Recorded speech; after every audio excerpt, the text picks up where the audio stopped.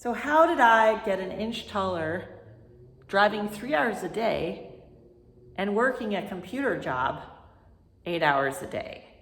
It was from decompression sitting, and that's what I want to share with you.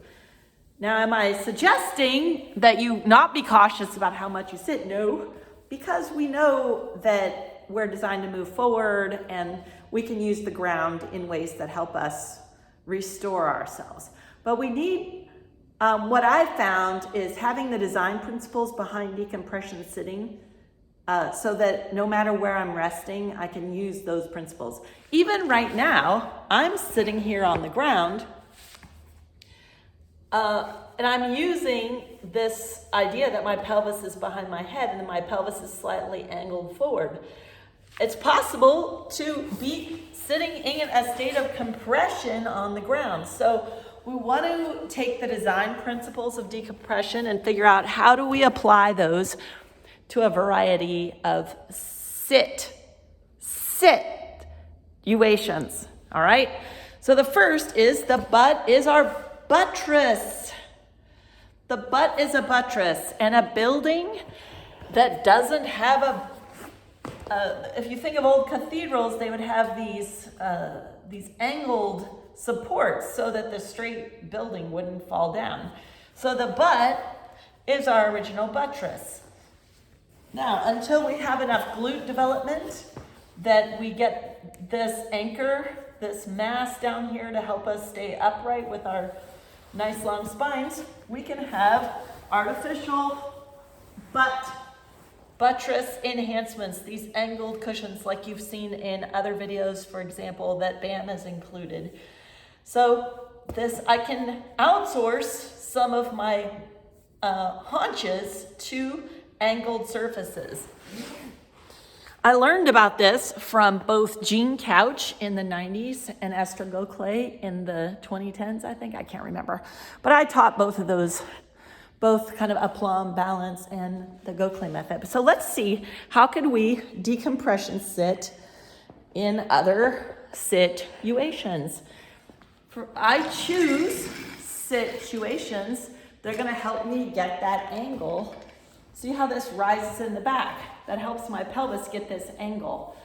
That's one reason saddles, people riding horseback, they tend to be older, so they have this assumption that the pelvis is going to have this healthy forward angle to it. So I don't mind these $90 chairs from Amazon.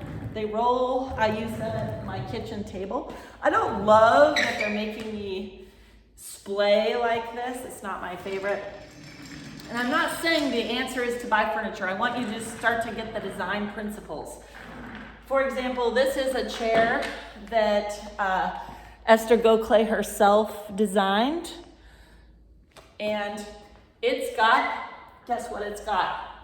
Room for my butt. Look at how much room is way down low, and I can get my pelvis way back. And it's adjustable in height. So one thing about, and the other thing this has, is it's got space for my collarbones and my neck to extend gracefully. So even though it's almost a recline, at least I've got space for my glutes and space so the chair hits me right below the scapula here. So that the furniture itself can, leave space for your butt or not. It can cause a scrunch, which then causes the hunch. So one thing about decompression sitting, no matter where you are, see if you can make as much space as possible, because this is your ground. And then from there, if I could have a back that I'm leaning on, if I could roll up it, or even put support here. So that's the other thing this chair has.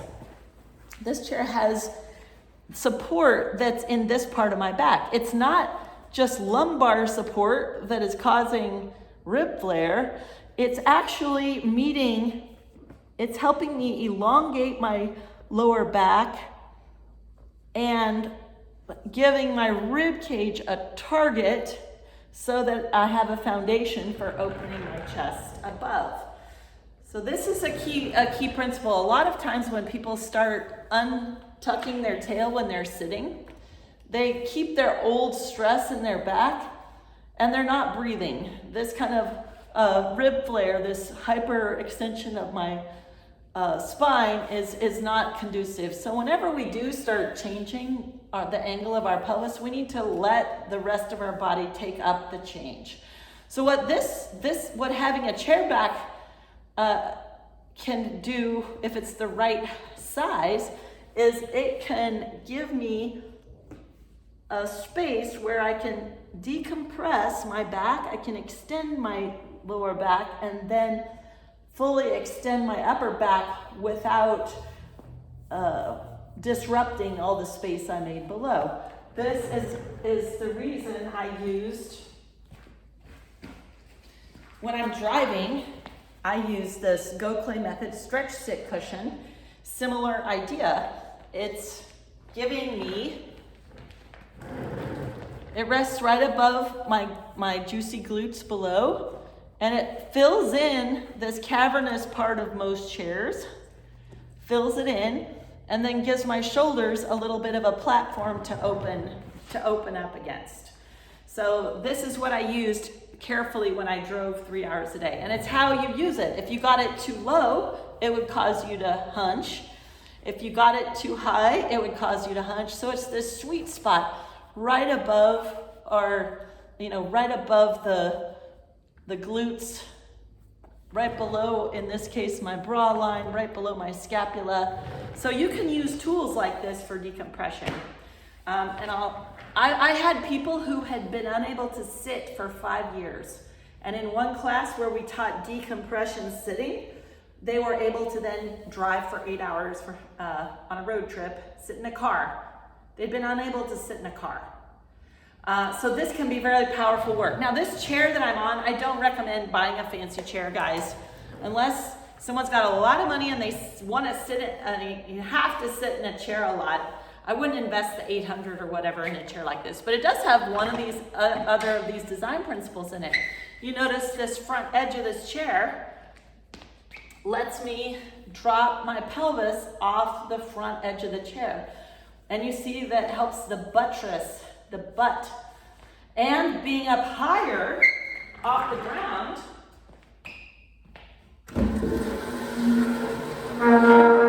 this can be part of decompression resting as well. So if I really get my pelvis hooked so it can angle off the edge of a surface, high surfaces can be a way to stack our spine while we rest. If we aren't in a situation where ground resting is a possibility. In fact, if we get a really low chair, for some people, until we have all this space in the back of our pelvis, like I have enough space in the back of my pelvis that I can sort of anchor, angle off the edge of this. And I feel very upright. In fact, I kind of roll off of my sitting bone. I get this little ka-chunk. This works for me because I'm fairly, I'm getting more and more space open. But for people who don't have much space in the back of their pelvis yet, the lower you sit, the more harsh it's going to be in causing compressive forces. So people who are early in their reconditioning, early in their rockers, we'll see. Oh yeah, having something higher up that I could to angle my pelvis off on, and yet the corollary is true. If I'm sitting, if I can't reach the back of a chair, like if a chair is too high for me, when I'm going to lean on the back of a chair, a chair being too deep can cause this as well. So for others, if I'm going to sit leaning on the back of a chair, I need to have one where my feet can rest on the ground. And then I do this lovely, I got to show you just how yummy this is. So I come away from the surface. I do this little crunch, making this nice and open and juicy, and then I'm rolling up as it just pulls the tissue, it elongates the tissue, and then I complete the roll up here. Ooh, this feels so good. One last version of decompression sitting. So we know we have the squishy couch syndrome is rampant. And none of this furniture is all that well designed, but really in the old days, it was all so simple. So I often, again, will choose to just sort of pitch myself off the edge of something. I find the hard edge and liberate myself out. This can take a lot of room. This can take a lot of space at restaurants. You might not be willing to do that. One strategy there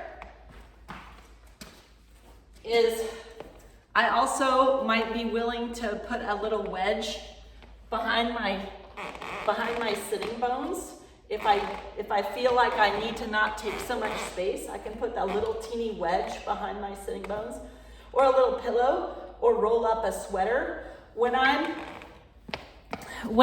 at, say, a meditation retreat or something, and there aren't, or a dance camp or something, and everybody's sitting cross-legged, and let's say I just get too tired to sit in seiza, or my bones, it's too knobby, it's a hard surface. I like to just ball up something, whether it's my purse, a t-shirt, a sweater. I like to just ball something up and stick it just barely behind my sitting bones. Not under my sitting bones, but behind my sitting bones, to again help this buttress effect happen. But there is one other superpower of decompression sitting that can really help us integrate into our chair-constrained families, which is I can turn a couch into a healthy recline. I like to either liberate, I'm totally free of my spine, I'm relaxed, my pelvis is angled off the edge a little, or luxuriate, meaning that I like to take that design principle of this, supporting this area in the back of my rib cage, so that, and supporting the back of my neck, so the back of my neck is long. So if I'm intentional about this, if I'm not intentional about this, I'll probably end up with my head jutted forward, awkward collapse. But if I'm very intentional about it, I could create some support. You got to be really fussy, and make sure my tail is not tucked before I start. You see this angle? I've got an untucked angle, and then I'm hunching and rolling, elongating, and then I'm reorganizing a little bit, scooching until the back of my neck is hooked. So this can be very decompressive as long as I don't put too much support. My rib cage is flush, my pelvis is untucked, and the back of my neck is long. A huge compression mistake in sitting and driving and all that is especially the car headrests are starting to conform to the surgery-bound, lower back pained sedentary population. So that's another reason, building ourselves out of compressive situations so that the back of the neck, the shoulders and the back of the neck can be long. This varies just a little bit depending upon the sitting environment. So I'm going to show you one more example, because this one, for my students in the most pain who weren't ready, they weren't yet committed to getting down on the ground. So it can be different for a different couch. So this is one of my other couches. Again, I would first probably liberate, but I might get tired. So to luxuriate, I'm finding some sort of cushions. I'm doing this hunch as I roll down. And then I find the back of my neck is not close enough to hook the back of my neck. I really want to hook those occipital bones. So, in this case, I need to actually really scrunch up these pillows so they're more firm. So I'm doing this roll down. Now I'm pulling the back of my neck. Ooh, whew. You could tell when you hit it that this is getting this nice stretch to the back of my neck. My shoulders aren't getting jammed. My chest is getting nice and open. My pelvis is not jammed in a tuck. My groins are soft here.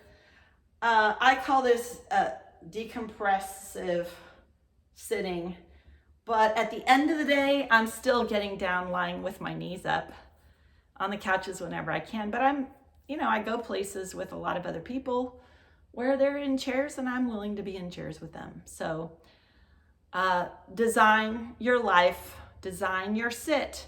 And no, most sitting happened way before you got there.